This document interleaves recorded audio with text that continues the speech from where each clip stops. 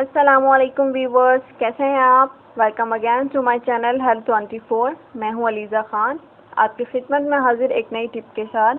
अब तक जिन दोस्तों ने हमारा चैनल सब्सक्राइब कर लिया है उनका बहुत बहुत शुक्रिया, और जिन लोगों ने नहीं किया उनसे रिक्वेस्ट है कि आज ही हमारा चैनल सब्सक्राइब करें और हमारी वीडियो से फ़ायदा उठाएँ। हमारी आज की टिप बालों के हवाले से है। लंबे बाल खूबसूरती की अलामत होते हैं और हर औरत की ख्वाहिश भी होती है कि उसके लंबे घने बाल हों, क्योंकि लंबे बाल खूबसूरती में चार चांद लगा देते हैं।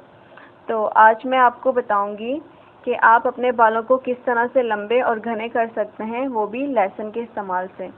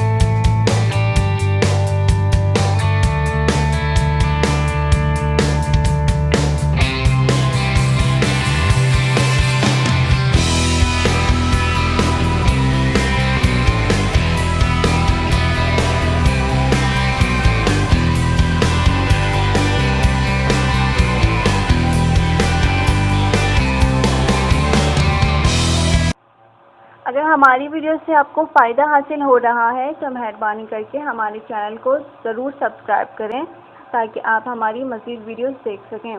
आप मुझे फेसबुक पे भी ज्वाइन कर सकते हैं। शुक्रिया।